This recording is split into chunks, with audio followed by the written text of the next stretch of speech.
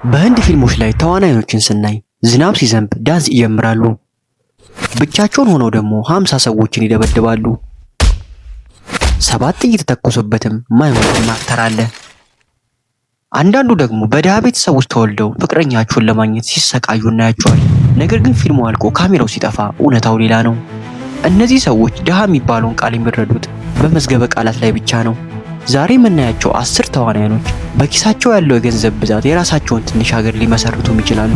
እነዚህ ሀብታም የቦሊውድ አክተሮች እነማን ናቸው? እስከ መጨረሻው እንድታዩ የጋበዝናችሁ ቪዲዮን ላይክ አድርገን እንጀምረዋለን። 10ኛ አጃይ ዴቭጋን። አጃይ ዴቭጋን ተዋናይ ብቻ ሳይሆን ስኬታማ ዳይሬክተርና ፕሮዲሰርም ነው። የራሱ የሆነ NYVFX የተሰኘ የቪዥዋል ኢፌክት የስቱዲዮ ያለው ሲሆን የራሱ የግል ጀት ካላቸው ጥቂት የህንድ ተዋናዮችም አንዱ ነው።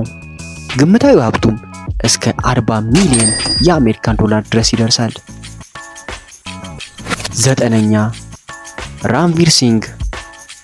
በልዩ ያለባበስ ዘይቤው በኃይለኛ እንቅስቃሴው የሚታወቀው ራንቪር ሲንግ በአጭር ጊዜ ውስጥ ከፍተኛ ሀብት ካፈሩ ድንቅ የህንድ ተዋናዮች አንዱ ነው።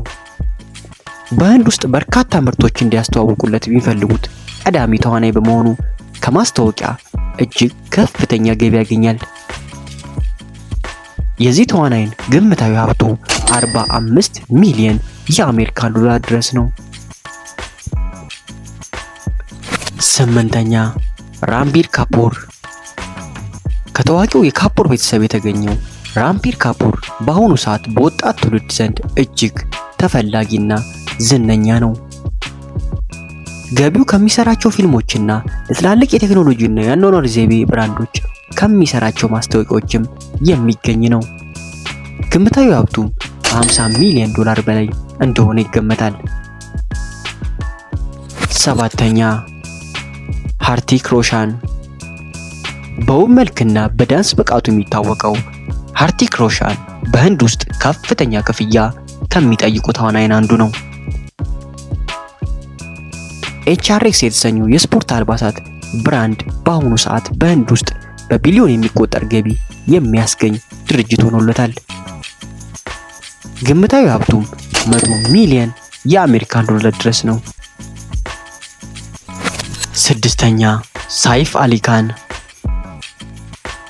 ሳይፍ አሊ ካን በፊልም ስራው ባለፈ የጥንታዊ ንጉስ ቤተሰብ አባል በመሆኑ ከፍተኛ የውርስ ሀብት አለው። በሃሪያና ግዛት የሚገኘውን ፓቶዲ ፓላስ የተሰኘው ግዙፍ ቤተ መንግስት የሱ የግል ንብረት ነው። በተጨማሪም የራሱ የፊልም ፕሮዳክሽን እና የአልባሳት ብራንድም አለው። የተዋናይን ግምታዊ ሀብቱ 150 ሚሊዮን የአሜሪካን ዶላር ድረስ ነው። 5ኛ አሚር ካን። ሚስተር ፐርፌክሽኒስት የሚል ስያሜ የተሰጠው አሚር ካን ፊልሞችን በጥራት በጥንቃቄ በመስራቱ ይታወቃል። የሱ ፊልሞች እንደ ዳንግል ያሉ በቻይናና በዓለም አቀፍ ገበያ እጅግ ከፍተኛ ሪከርድ የሰበሩ በመሆናቸው ከፊልም ትርፍ ላይ ከሚወሰደው ድርሻ ከፍተኛ ሀብት ሊያካብት አስችሎታል። ግምታዊ ሀብቱም 225 ሚሊዮን የአሜሪካን ዶላር ድረስ ነው። 4ኛ አክሻይ ኩማር። በአመት ውስጥ እስከ 4 እና 5 ፊልሞችን በመስራት የሚታወቀው አክሻይ ኩማር በህንድ ውስጥ ከፍተኛ ግብር ከፋይ ተብሎ ለብዙ አመት ተሸልሟል። ይህን ሀብት ያገኘው በስራ ትጋቱና ከ100 በላይ ለሚሆኑ የተለያዩ ምርቶችና ማስታወቂያዎች በመስራቱ ነው። በተጨማሪም የራሱ የሆነ የፊልም ፕሮዳክሽን እና በካናዳና በህንድ ውስጥ በርካታ ሪል ስቴቶችም አሉት። ግምታዊ ሀብቱም 320 ሚሊዮን የአሜሪካን ዶላር ድረስ ነው። 3ኛ ሰልማን ካን። ሰልማን ካን በህንድ ውስጥ እጅግ ታማኝ ደጋፊዎች ያሉትና ፊልሞቹ ሁልጊዜ ከፍተኛ ትርፍ የሚያስገኝለት ተዋናይ ነው።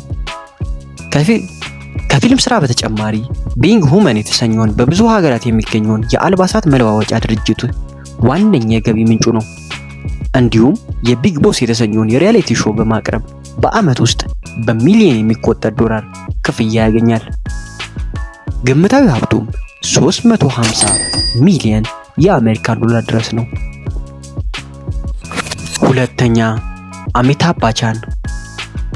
ለ5-10 ዓመታት በፊልም ስራ ላይ የቆየው አንጋፋው አሚታብ ባቻን አሁንም ድረስ በኢንዱስትሪ ውስጥ ትልቅ ተጽዕኖ ያለው ሰው ነው።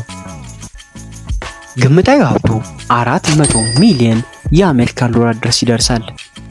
ገቢው የሚመጣው ከፊልም ስራው ከአሁኑ ባንኬ ሴሮፔቲ የተሰኘውን ዝነኛ የቴሌቪዥን ፕሮግራም በመምራትና በተለያዩ የቴክኖሎጂ ኩባንያዎች ውስጥ ካለው ኢንቨስትመንት ነው።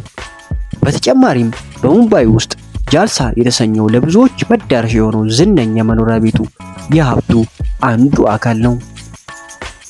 አንደኛን በጣም ውዱ የህንድ አክተር ሁላችንም የምናውቀው ሻሩክ ካን።